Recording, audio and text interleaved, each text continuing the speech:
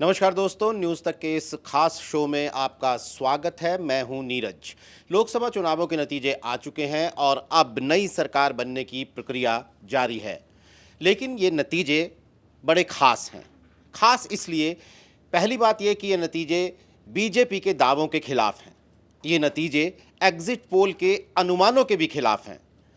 कई लोगों को बड़ी हैरानी हो रही है कि तकरीबन देश की तमाम एग्जिट पोल करने वाली एजेंसियां जिस तरफ इशारा कर रही थीं, नतीजे उसके काफ़ी उलट साबित हुए हैं।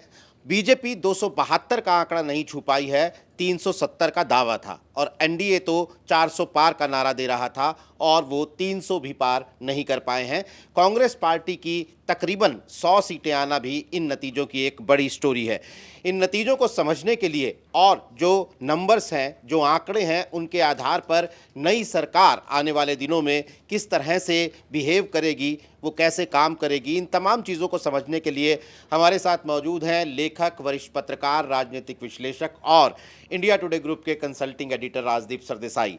राजदीप, सबसे पहला तो आपसे सवाल यही है कि आखिर ऐसा कैसे हो गया, बीजेपी 272 के नीचे, 250 के भी नीचे रह गई? पहले नीरज नमस्कार। मैं इसी जगह था, मुझे लगता है 4 या 5 दिन पहले, चुनाव नतीजों के कुछ दिनों पहले, एग्जिट पोल के 1-2 दिन पहले, और आपने बड़ा एक अच्छा सवाल पूछा था तब कि लोग 4 बक्से में इस चुनाव को डाल रहे हैं। एक है 250 से कम, दूसरा 250 और 272 से कम, तीसरा 272 से ज़्यादा और चौथा 300 से ज़्यादा। और मुझे लगता है, मैंने कहा 250 से कम तो बीजेपी की नहीं होने जा रही है। 250 और 272 में हो सकती है, लेकिन कम चांस है।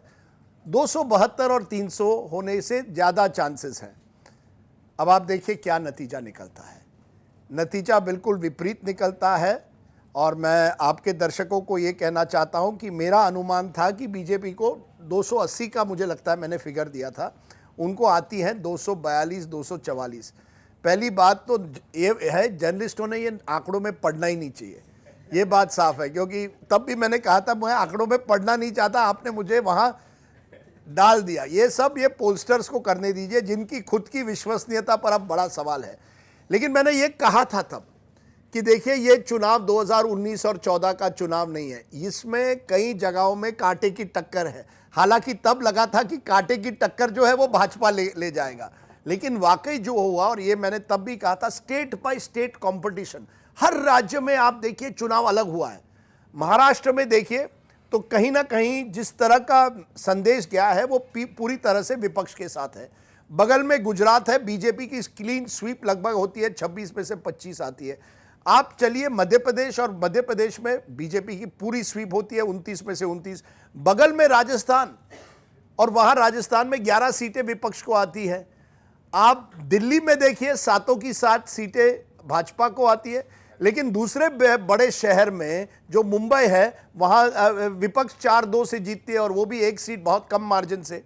आप उत्तर प्रदेश लीजिए, उत्तर प्रदेश में लगभग एक तरह से विपक्ष नंबर 1 बन गई। बगल में बिहार में चले जाइए और वहां स्थिति दूसरी है। बंगाल में चले जाइए, विपक्ष पूरी तरह से हावी है। उड़ीसा में चले जाइए, भाजपा हावी होती है। तो ये जो स्टेट बाय स्टेट कंपटीशन हुआ और उसका किस तरह से नेशनल वर्डिक्ट पर असर हुआ, मुझे लगता है ये हमें सोचने की बात है नीरज की। इसने ये उलटफेर वर्ड यूज किया था तब, मैंने कहा ज्यादा उलटफेर नहीं होगा। उलटफेर हुआ, लेकिन राज्यों में हुआ, और खास करके 3 बड़े राज्यों में, एक यूपी, एक महाराष्ट्र और बंगाल। यूपी में सबको लगा था यार टक्कर होगी, लेकिन वोट शेयर का इतना डिफरेंस है, भाजपा ही जीतेगी। महाराष्ट्र में लगा कि जो भी हो इतना बड़ा गैप नहीं रहेगा, और बंगाल में सब कह रहे थे कि दीदी की तो अब एंटी इनकम्बेंसी है। इन तीनों राज्यों में मैं समझता हूं, और एग्जिट पोलस्टर भी देखिए ज्यादातर इन तीनों राज्यों में बहुत गलत निकले, और इन्होंने इन तीनों राज्यों ने ये, पर ये कितना नीरज, ये व्हाट अ वंडरफुल वर्डिक्ट। मैं यहां कहने के लिए तैयार हूं कि यार मुझे मेरा जो 280 का आंकड़ा गलत निकला, लेकिन मैं खुश हूं इस वजह से कि यार इस देश की जनता जो है ना, वो हम सबके ऊपर है। इन्होंने अहंकार पत्रकारों का खत्म कर दिया कि हम ही जानते हैं, और हम ही जय जयकार, डमरू जर्नलिज्म जिसे मैंने कहा था आपके शो में, उसको खत्म कर दिया, यानी डमरू बाजता रहा लेकिन जनता उससे कुछ प्रभावित नहीं हुई। पोलस्टर जो कहते थे मैं ही जानता हूं कितना आंकड़ा आएगा इस सीट में इतना, वो भी गलत निकले। और बेस्ट है नेता, कई अहंकारी नेताओं को जनता ने बहुत बड़ा सबक सिखाया, तो इसलिए मैं खुश हूं क्योंकि अहंकार हार गया है, जनता जीत गई है। आपने अपने ट्विटर पर लिखा था this is a verdict where victory is looking like defeat and defeat is looking like victory.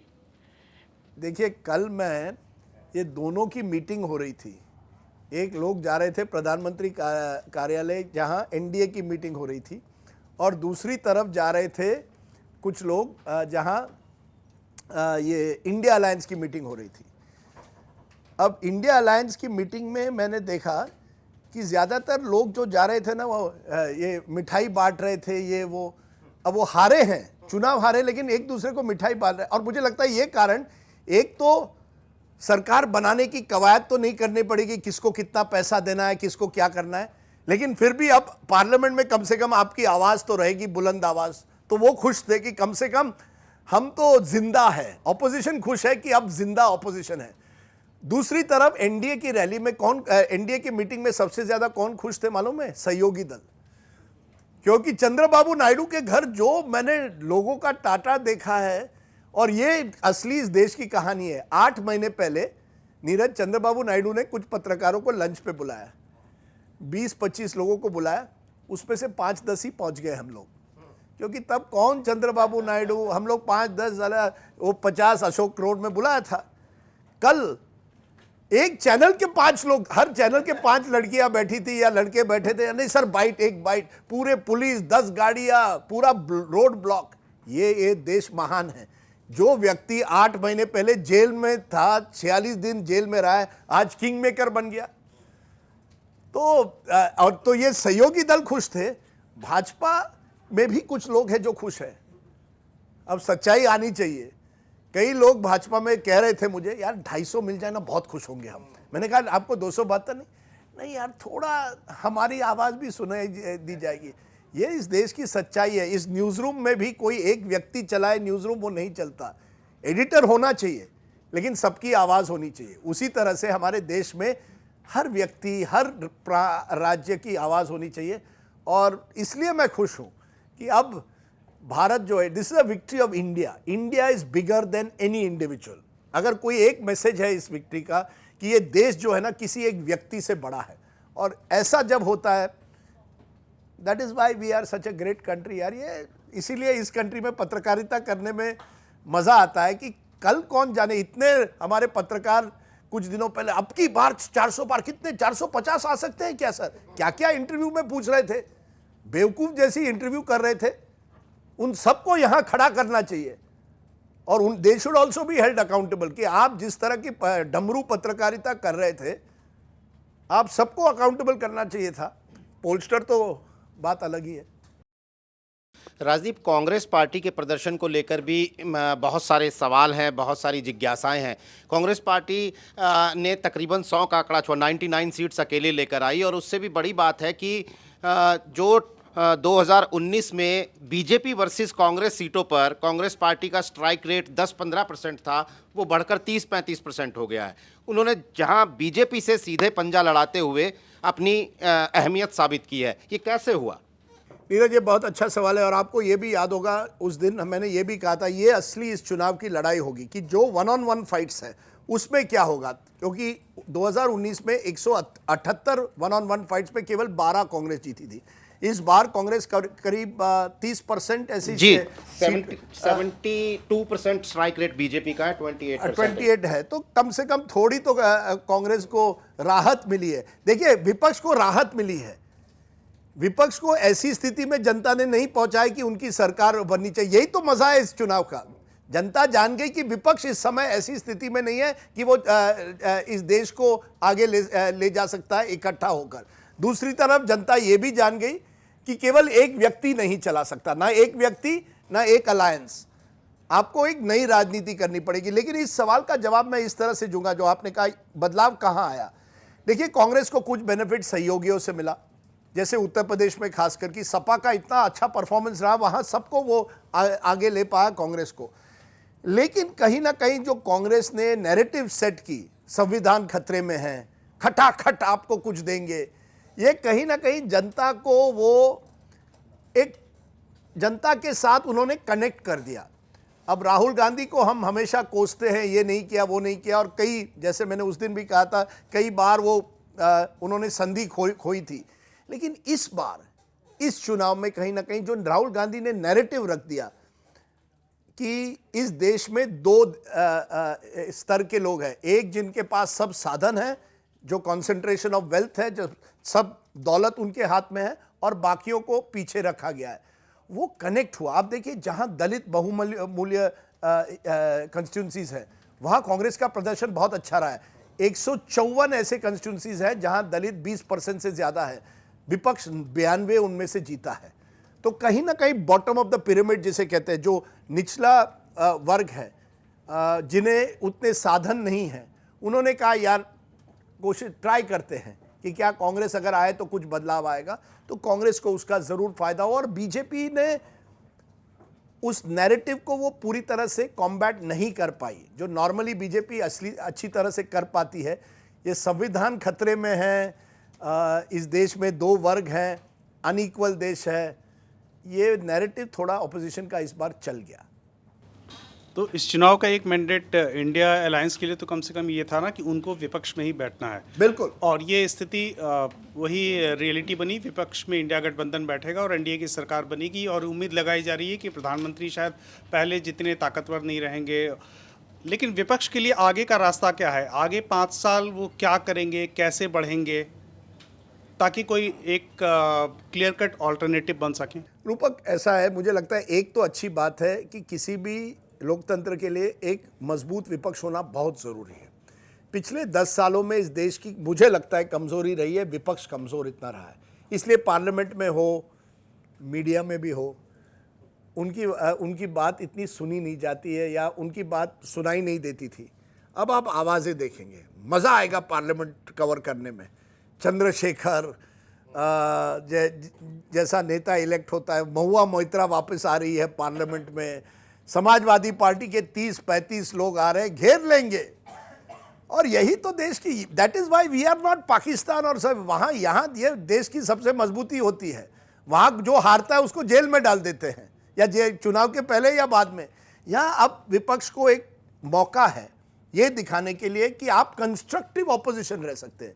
यानी मसलों पर आप, जो आपको लगे जो बुनियादी मसले हैं, फिर वो बेरोजगारी हो, कुछ भी हो, जो बुनियादी है, उन पर आप अपनी बात रखें और जनता को कन्विंस करिए। 5 साल बाद अगर जब चुनाव होते हैं, अगर जनता कन्विंस हो गई कि आपके पास कोई एजेंडा है, आपके पास कोई मॉडल है, तो जनता आपकी भी बात सुनेगी।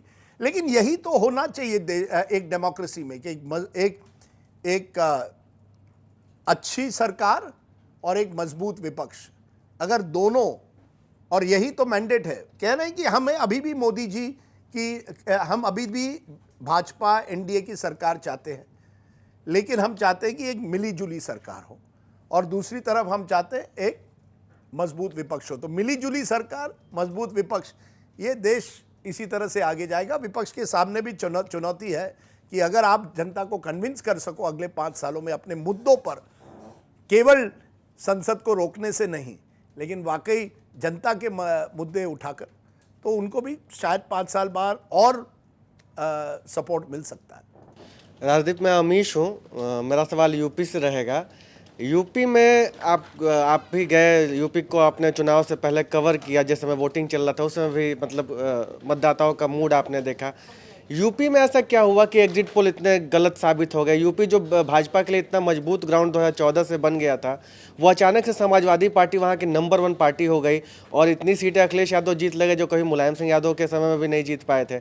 यूपी में ऐसा क्या हुआ कि भाजपा को हार का सामना करना पड़ा? और यूपी में 2027 की जो राजनीति विधानसभा की है, क्या अखिलेश यादव अब उस ट्रैक पर है कि वो भाजपा को वहाँ शिकस्त दे देंगे? देखिए, पोलस्टर का सवाल आप प्लीज़ पोलस्टर से पूछिए। उन्होंने जो गलतियां, मैं तो कहता हूं, रिपोर्टर, जितने भी रिपोर्टर यूपी से आ रहे थे, सब कह रहे थे सर कुछ तो बदलाव नजर आ रहा है।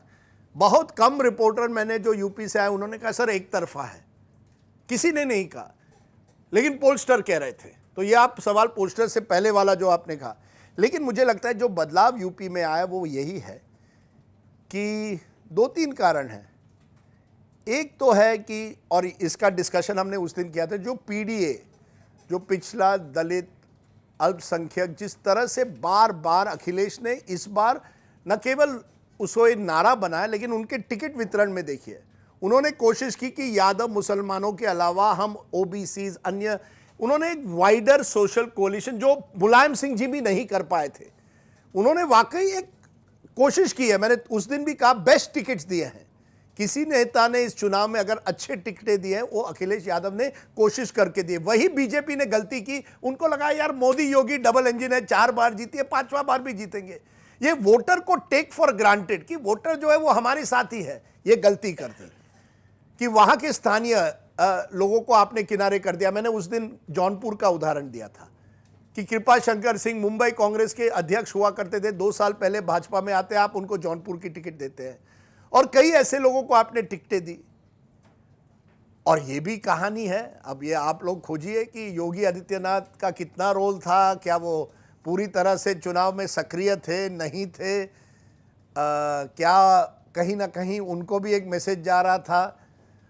और ये बड़ा फैक्टर है क्योंकि जब तक आप में समन्वय नहीं है उस तरह का, जो दूसरी तरफ था इस बार राहुल और अखिलेश में, तो कई फैक्टर्स हैं, लेकिन लोकल फैक्टर्स है और दलित फैक्टर है। ये दलित फैक्टर जरूर कहीं ना कहीं दलितों में एक चर्निंग हो रही है कि नया नेतृत्व कहां ढूंढे, कहां जाए। चंद्रशेखर जब नगीना से जीतते हैं, एक मैसेज है ना कि हम भी एक नया युवा, कोई ऐसे लोग जो हमसे जुड़े जाए। मुझे अयोध्या में जब जो वर्डिक्ट आता है, हमें ना मथुरा चाहिए ना काशी चाहिए, हमें पासी चाहिए, एक मैसेज जनता दे रही है कि हम देखिए मंदिर बन गया, अच्छा है, हम भी चाहते हैं मंदिर बने, लेकिन मंदिर से मेरी रोटी रोजगार तो नहीं होने वाला। और युवा वर्ग भी ये सोच रहा है, महिलाएं भी सोच रही है, तो एक चर्निंग हो रही है। और यूपी में तो चर्निंग होनी है, हर 5-10 साल में चर्निंग हो रही है। आपने कहा कि क्या होगा अगर अखिलेश इसी डायरेक्शन में जाए, तो यस 2020 लखनऊ दूर अस्त नहीं उनके लिए। अब तो है, टक्कर तो है, पर योगी भी रहेंगे तब, and Yogi still a popular leader of UP, तो किसी को राइट ऑफ मत कीजिए इतने आसानी से। असली एक अच्छी टक्कर होगी 2027 के चुनाव में। हम लोग भी जब ग्राउंड पर गए, उत्तर प्रदेश में गए, बिहार में गए, बहुत ज़्यादा, खासतौर पर हम न्यूज़ तक नुक्कड़ नाम का एक शो कर रहे थे जिसमें हम बेरोजगार युवाओं से बात कर रहे थे। बहुत ज़्यादा आक्रोश दिखाई दिया, खासतौर पर उत्तर प्रदेश और बिहार, जहाँ से बहुत सारे बच्चे तैयारी करते हैं, पढ़ते हैं और आते हैं। वो जब हमें भी एग्जिट पोल के आंकड़े में नहीं दिखाई दिया तो हम भी चौंक गए कि जो ग्राउंड पर गुस्सा है वो एग्जिट पोल के आंकड़ों में कम से कम नहीं दिखाई देता, और बिल्कुल नहीं दिखाई देता है, कुछ प्रतिशत भी उसका नहीं दिखाई दे रहा था। तो आप जब अब, क्योंकि सोशल मीडिया पर अब ये चर्चा चल रही थी कि ग्राउंड रिपोर्टर ज्यादा विश्वसनीय है या एग्जिट पोल? नहीं, मैं कहूंगा इस चुनाव में ग्राउंड रिपोर्टर्स 100%। पर ग्राउंड रिपोर्टर्स का मुझे डर क्या था कि कहीं ना कहीं हम इतने ज़मीन से जुड़ गए हैं, क्या हम अपनी जो बात है, जो हम सुनना चाहते हैं, क्या हम वही सुनने जा रहे हैं, और जो हमें मोदी के समर्थन में जो आवाज़ें थी, वो ऐसी भी आवाज़ें मिलती थी, उनको हम किनारे कर रहे हैं क्या? और पोलस्टर्स का प्रॉब्लम क्या है ना, वो स्टूडियो में आते हैं ऐसे जैसे वही, वो भी भगवान बन गए हैं कि एक दिन पहले आएंगे, एक घंटे पहले आएंगे, ये आंकड़ा है मेरा। अब वो तो कह रहे हैं हम हर जगह गए, आप और हम हर कंस्टिट्यूंसी तो नहीं गए, तो मुझे भी डर लगता है कभी यार कहीं हम गलत निकले, पोलस्टर सही है। लेकिन देखिए हमारे पोलस्टर जो है ना, इसमें कई जो फ्लाई बाय नाइट ऑपरेटर्स बन गए हैं, कई डेस्क पर बैठकर करते हैं, बस नाम दे दो, पैसे की एक कमर्शियल हो गया। और मैं कई सालों से कह रहा हूँ कुछ रूल्स होने चाहिए। आप हमें आपकी मेथोडोलॉजी बताइए, कितने लोगों को वाकई आपने दिया है, कुछ प्रमाण बताइए, कुछ डेटा दीजिए। आप और हम अगर करें तो हम कम से कम, जैसे आप नुक्कड़ कर रही थी, आप लोग आपके साथ थे। ये तो कोई वीडियो कुछ नहीं दिखाते, बस नंबर आपको देते हैं, आते हैं एग्जिट पोल के दिन पे ऐसे जैसे अमिताभ बच्चन हो, हीरो की तरह आते हैं, और आप सब हमको सब सुनना पड़ता है। और अगर हम टीवी पर ये भी कहें, और मैंने कहा था उनको 2 बार उस दिन बंगाल को लेकर कहा था, आर यू श्योर, क्या आप यकीन करते हैं, क्या कहीं ना कहीं आपने महिलाओं को कम पोल किया बंगाल में? अरे नहीं यार, डोंट वरी। अब ऐसी इतने कॉन्फिडेंस से कोई आदमी कह दे तो हम भी डर जाते हैं कि हम तो बंगाल गए नहीं, हमने तो बस पूछा सवाल। तो ये जो है ना, ये नथिंग लाइक निधि, ग्राउंड रिपोर्टर्स की जय हो। हमने थोड़ा ग्राउंड रिपोर्टर्स, अगर ग्राउंड रिपोर्टर्स को आधा भी पैसा मिलता है जितना ये पोलस्टर्स को मिलता है ना, हमारी ज़िंदगी बदल जाती। हम कोई एक अच्छा बड़ा घर गोवा में ले लेते। सर मेरा नाम ऋषिराज है। मेरा सवाल ये है कि जिस तरह से गठबंधन में सरकार बन रही है उसमें पहला सवाल ये कि क्या आप भी अब देख रहे हैं कि यूसीसी पीओके जैसे मुद्दे अब बिल्कुल ये बंद फाइलों में रह जाएंगे, और दूसरा क्या अमित शाह गृह मंत्रालय रिटेन कर पाएंगे? आपके पास क्या जानकारी है? ऋषिराज, आप ऐसे सवाल पूछ रहे हैं जहां आप मुझे ये, अगर मैं आपके दूसरे सवाल का जवाब दूं, ये केवल मोदी जी जानते हैं। देखिए ऐसा है, अमित शाह रहेंगे नहीं रहेंगे ये सवाल मोदी जी के पास। ये सवाल जब मोदी जी को आप न्यूज़ रूम में लाएंगे, कल शायद परसों, अगर कैबिनेट का ये है, उनको ये पूछिए। लेकिन ज़रूर इस तरह की अटकलें लगाई जा रही है दिल्ली के गलियारों में कि अमित शाह जी को क्या गृह मंत्री रहेंगे, कोई और पोर्टफोलियो दिया जाएगा। दूसरा आपका सवाल था यूसीसी पीओके को लेकर। देखिए पीओके क्या, ये तो केवल लोगों को उत्साहित कर, पीओके चले, ये इतना आसान है क्या कि आप वॉक इन करोगे पीओके? यही तो है ना, जनता पूछ रही थी बेरोजगारी का सवाल क्या है, रोटी का सवाल क्या है, पेपर लीक्स का सवाल क्या है, अग्निवीर का सवाल नहीं, हम पीओके चले जाएंगे। ये मिसमैच थी। जो जनता जो नुक्कड़ में कह रही है उनके परेशानियां हैं, और आप जो कह रहे हैं उनमें एक मिसमैच आ गई थी। और ये अहंकार होता है, नहीं कुछ भी हो सकता है, हम तो कल पीओके चले जाएंगे, वो तो भारत का अटूट है। अरे ये सब बोलने के लिए ठीक है, लेकिन जनता के सवाल तो मुझे नहीं लगता अब ये थोड़ी, ये जो ब्रवाडो है जिसे मैं कहता हूँ, वो कम होगा। यूसीसी पर चर्चा होगी, लेकिन अब आप उसको केवल मुझे चाहिए इसलिए मैं करूँगा, जो मैं मन में आए वो नहीं होगा। क्या था, single nation single election, one nation one election, या यूसीसी। देखिए सबको साथ लेकर अगर आप कंसेंसस बनाए तो ज़रूर कर सकते हैं, क्यों नहीं कर सकते, लेकिन कंसेंसस के जरिए करना पड़ेगा, डिबेट के जरिए करना पड़ेगा। जो पिछली लोकसभा में देखिए फार्म लॉज लेकर, कुछ फार्म लॉज बहुत अच्छे थे, किसान कानून कई अच्छे थे, लेकिन जिस तरह से आपने उसको लोगों के पार्लियामेंट को बाईपास करके वॉइस वोट के जरिए करने की कोशिश की, अब वो आप नहीं कर पाएंगे। तो ये एक फ़र्क ज़रूर आएगा। लेकिन अगर आपको लगता है कि मोदी जी कोलिशन नहीं चला पाएंगे तो ये आपकी गलती है। देखिए मैंने मोदी जी को 30-35 साल जाना है। जब भी आपको लगता है ना, 90 के दशक में लोग कहते थे यार सुषमा स्वराज मास लीडर बनेगी, प्रमोद महाजन जो है वो फ्यूचर प्राइम मिनिस्टर बनेंगे। मोदी जी है ना, वो तो बैकरूम है, मास लीडर नहीं। क्या हुआ, देश के सबसे बड़े मास लीडर बन गए। 2001 में गुजरात चले गए एज मुख्यमंत्री। लोगों ने कहा यार मोदी जी मुख्यमंत्री, वो तो प्रचारक है, कभी एक्सपीरियंस नहीं। देखिए 12 साल गुजरात चला दिया, फिर वो गांधीनगर से दिल्ली आ गए। तब लोगों ने कहा यार मोदी जी गांधीनगर तो ठीक है, लेकिन दिल्ली में क्या सबको साथ लेकर चल रहे? सरकार तो आराम से चलाई उन्होंने। फिर लोगों ने कहा यार इंटरनेशनल अफेयर्स पर मोदी जी की कोई पकड़ है क्या? बड़ा G20 कर दिया। अब ये कहना कि मोदी जी कोलिशन नहीं चला पाएंगे वुड बी अ मिस्टेक। वो कोशिश ज़रूर करेंगे। देखिए जो आदमी इतने साल राजनीति में रहा ना, वो जानता है हवा के साथ साथ। आपने देखा ना मेरा रंग भी बदल गया है। मैं उस दिन आया था भगवे में, अब मैंने मेरा कलर भी बदल दिया। हवा के साथ साथ घटा के संग संग वो साथी चल। मोदी जी उसी तरह से है। वो अपनी राजनीतिक शैली को बरकरार रखेंगे, लेकिन वो लोगों के साथ काम करने की शैली है उनमें। ये आप मत, वो समय का की एक तरह से आप कह सकते हैं रिस्पॉन्सिबिलिटी है, उन दायित्व है कि समय के साथ साथ आपको चलना पड़ता है। पर ये जो विवादास्पद मुद्दे हैं शायद उनको बैकबर्नर पर रखा जाएगा। सर मेरा सवाल राजस्थान को लेकर के रहेगा, और अगर लोकल लैंग्वेज में कहें तो बीजेपी राजस्थान को लेकर के तो कम से कम ऐसा मानती है कि ये तो अपने घर की खेती है। लेकिन इस बार हिंदी पट्टी राज्यों में जितना बड़ा नुकसान राजस्थान में 11 सीटों के रूप में बीजेपी को हुआ है, और अगर भजनलाल शर्मा ये 11 सीटें दे देते तो शायद चंद्रबाबू नायडू की अहमियत थोड़ी कम हो जाती कि आज किंग मेकर की भूमिका वो निभा रहे हैं। क्या कारण आप मानते हैं कि इतनी सीटें बीजेपी ने वहाँ पर लूज़ की हैं? आपका नाम? आंचल। आंचल, उस दिन भी राजस्थान का लगभग हमारा जो आंकड़ा था वो सही था। हमने 8 दिए थे, आपने कहा था गिनकर, और उन्हीं में ज़्यादातर मुझे लगता है विपक्ष जीती है। और तब मैं थोड़ा सोच रहा था जब गिनकर, अब बांसवाड़ा भी मुझे लगता है अब राजकुमार रोत, हाँ, इंडिया और- गठबंधन। जी इंडिया गठबंधन के कैंडिडेट जीते हैं। तो देखिए, राजस्थान एक ऐसा राज्य है जहां 2014 और 19 के चुनाव तो आप छोड़ दीजिए, जहां एक तरफा था, लेकिन आप असेंबली इलेक्शन भी देख लीजिए राजस्थान में, टक्कर होती है। राजस्थान में जिस तरह से जातीय समीकरण होता है, अलग अलग एरियाज में अलग अलग जातीय समीकरण होता है, और कहीं ना कहीं उस जातीय समीकरण में आप देखिए ना, ईस्टर्न राजस्थान से लेकर हरियाणा तक वो जो पूरी पट्टी है, वहाँ कहीं ना कहीं एक चर्निंग हुई है। मीनाओं में होगी, जाटों में होगी, वो आप दलितों में हुई है, दलित मुस्लिम कुछ पॉकेट्स में इकट्ठा आ गए हैं।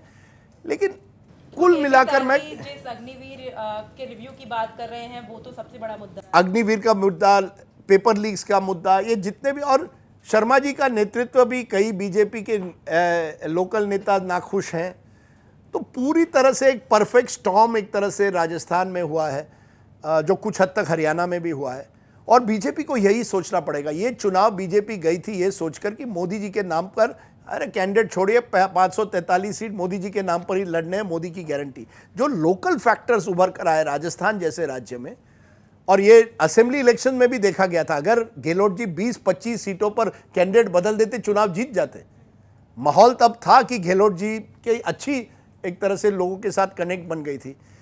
लेकिन यही तो, वोटर भी मस्त वोटर है, वो उसने सोच लिया कि चलिए वहाँ हमने इस बार भाजपा को दे दिया जयपुर में, लेकिन दिल्ली के आते आते लोगों ने सोचा यार थोड़ी तो खतरे की घंटी भी बजानी पड़ेगी। और बड़े इंटरेस्टिंग कैंडिडेट्स जीते हैं, वो बांसवाड़ा का, बाड़मेर के, इंटरेस्टिंग कैंडिडेट्स। इस पूरे इलेक्शन में कई महिलाएं हैं, 26 साल की मैं देख रहा हूँ, कोई 28। एक महिला जो है जिसका जिक्र आपने करना चाहिए और उस पर स्टोरी करिए, ये ठाकुर, महिला ठाकुर करके, गजीबन ठाकुर, बनासकांठा से क्राउड फंडिंग करके चुनाव जीती है। क्राउड फंडिंग, उसके पास पैसे नहीं थे। और अभी मुझे हमारी संवाददाता पौलोमी शाह जो भाजपा कवर करती है, बड़ा अच्छा किस्सा, उन्होंने अमित शाह को फ़ोन किया, क्योंकि अमित शाह उनके साथ कहीं क्लास या में पढ़ते थे। अमित भाई, मैंने पैसों की ज़रूरत है। उन्होंने कांग्रेस की कैंडिडेट अमित शाह को फ़ोन करती है, आप और हम क्लास में हुआ करते थे, मुझे पैसे चाहिए, मैं चुनाव लड़ रही हूँ। और ये कहानी बनासकांठा में है कि किसी के घर में मातम हो, किसी के घर में बर्थडे हो, किसी के घर में शादी हो, ठाकुर महिला पहुंच जाती है। और उसका इंटरव्यू भी पूछिए, बिल्कुल रेडी टू फाइट। मैं तो पहले दिन पार्लियामेंट जाकर उनको शेक हैंड करने वाला हूं कि गुजरात जैसे राज्य में जहां भाजपा पूरी तरह से का वर्चस्व है, एक महिला वहां जाकर चुनाव जीत सकती है। ये अपने आप में हमारी, ये किस दूसरे देश में होता है कि क्राउड फंडिंग लेके एक महिला आम छोटे से परिवार से बड़े बड़े नेताओं को हराती है। फिर वहाँ किशोरी लाल शर्मा, सॉरी मैं आपके क्वेश्चन से भटक गया, लेकिन किशोरी लाल शर्मा का सोचिए, एक स्मृति ईरानी इतनी बड़ी नेता, सब आप लोग रोज टीवी पर दिखाते हैं, दूसरे बेचारे किशोरी लाल, वो तो डर गए जब उनका नाम अनाउंस हुआ था। मैं उनको मिला था अगले दिन, जब उन्होंने कहा राजदीप जी 10:30 बजे रात को मुझे फोन आता है कि आपको चुनाव लड़ना है। तो मैंने सोचा 15 मिनट में सोच रहा था ये कोई सही है, मिसेस गांधी कोई वाकई मुझे लड़ना है, मैं किशोरी लाल शर्मा। और देखिए, और लोग, कुछ लोग तो हंस रहे थे कि ये तो गांधी फैमिली का क्या चपरासी है, क्या कह रहे हैं कि चौकीदार है, कुछ भी कह रहे थे। यार ये देश बड़ा अजब का देश है। आई ऑलवेज बिलीव अहंकार इस देश में ज्यादा दिन नहीं चलता। वो पब्लिक है, वो गरीब भी जान जाए। ये हमारे प्रॉब्लम, हमारे मिडिल क्लास और अमीर होते हैं। लॉन्ग वीकेंड हो तो हॉलिडे पे चले जाते हैं, कोसते हैं, या तो गोल्डन वीज़ा लेंगे दुबई में बैठकर। ये सच्चाई है इस देश की, मैं ये सच्चाई है, कितने लोगों ने ली है, मेरे दोस्तों ने ली है गोल्डन वीज़ा, चलिए वहाँ ऐशो आराम, और वहाँ से व्हाट्सएप करेंगे what is going on in India is terrible. अरे टेरेबल आपके लिए क्या है, आप तो बैठे हैं दुबई में आराम से बैठकर।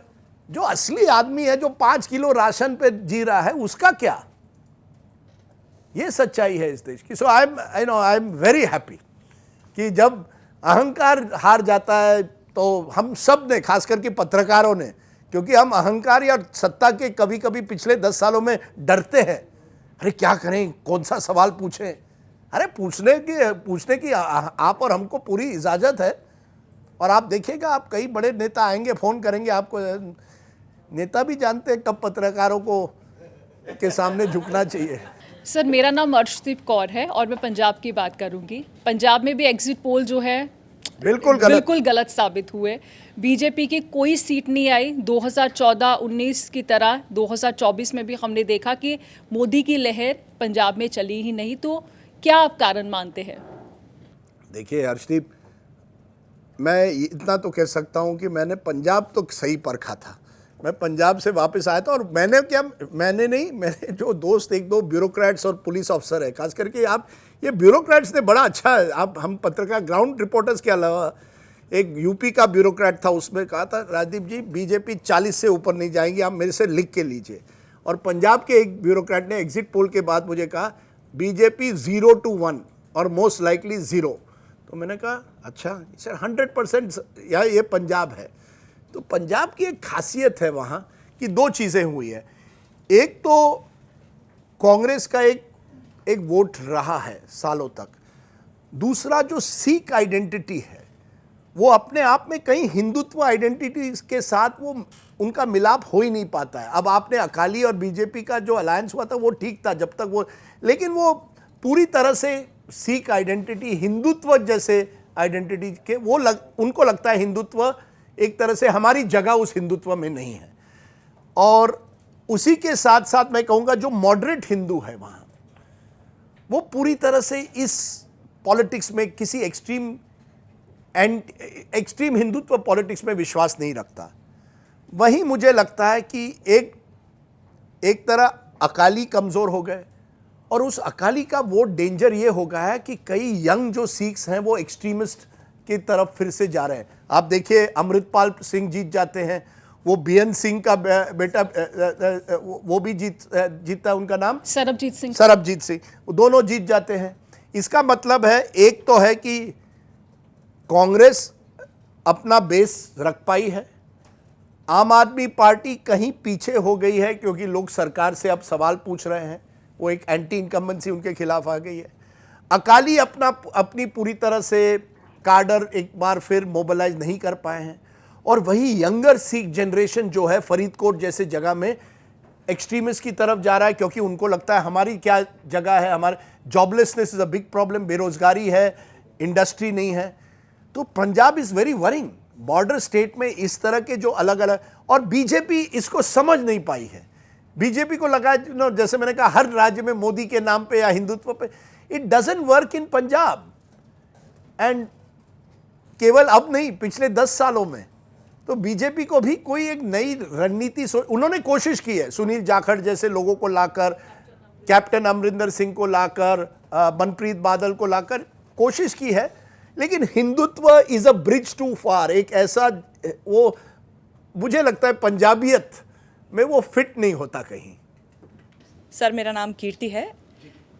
इस लोकसभा चुनाव के जो नतीजे आए उससे एक बड़ा लॉस एनडीए और बीजेपी को तो हुआ ही, लेकिन पीएम मोदी की जो इमेज डेंट हुई उससे क्या कुछ निकल कर आता है। वहीं दूसरी तरफ अगर हम देखें तो राहुल गांधी की जो इमेज थी वो अब एक ऐसे नेता के तौर पर उभरी है जो कि ज़मीनी तौर पर जुड़ा हुआ है, ज़मीन से जुड़ा हुआ नेता है।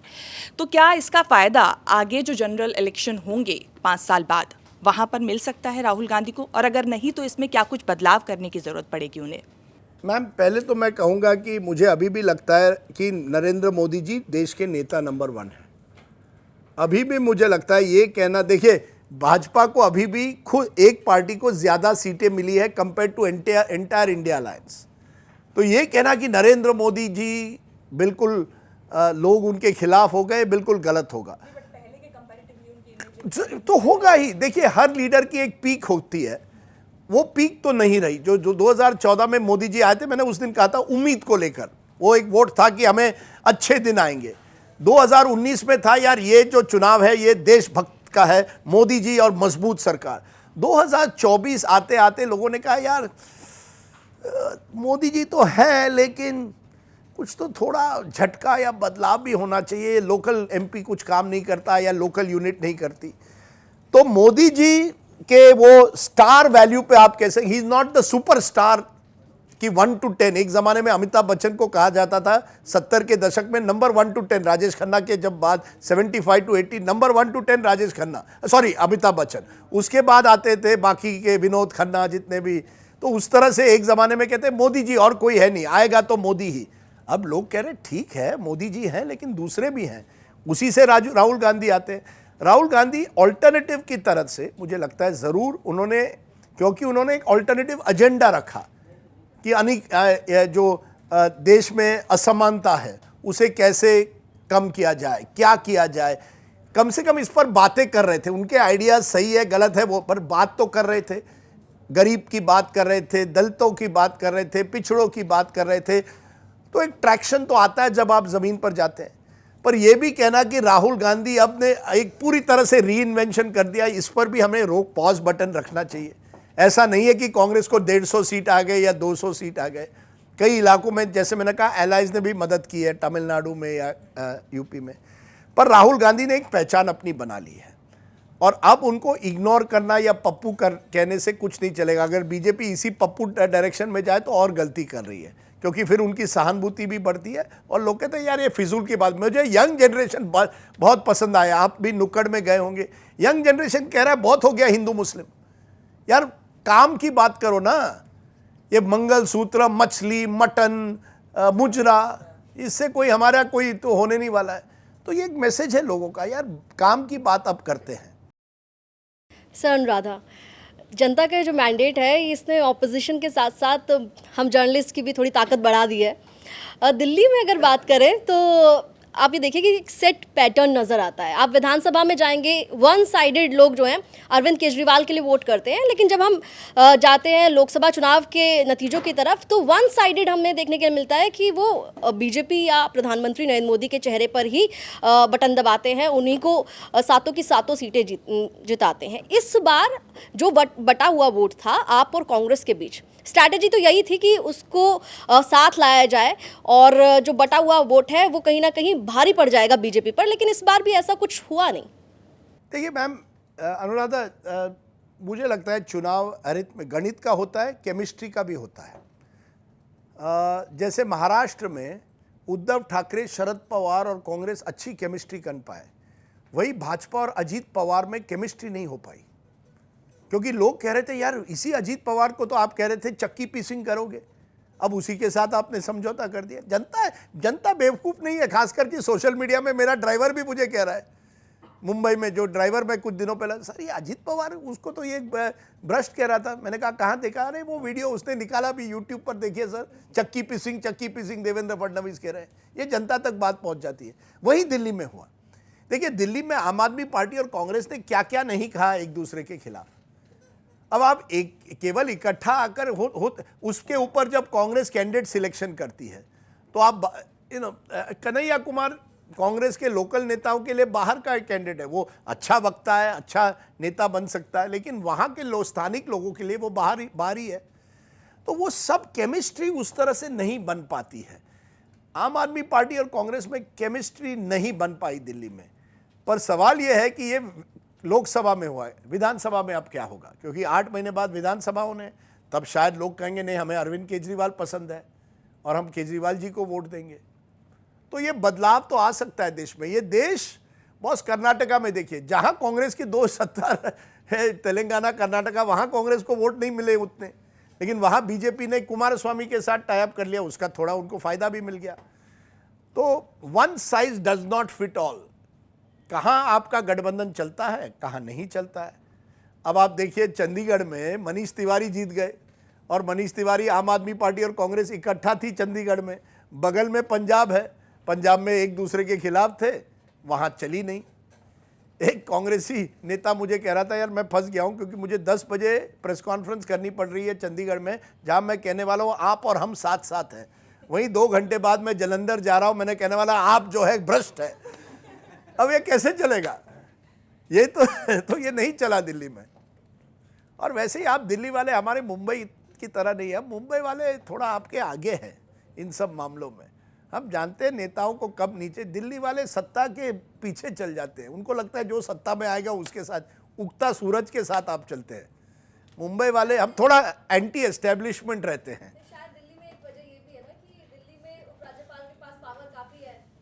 नहीं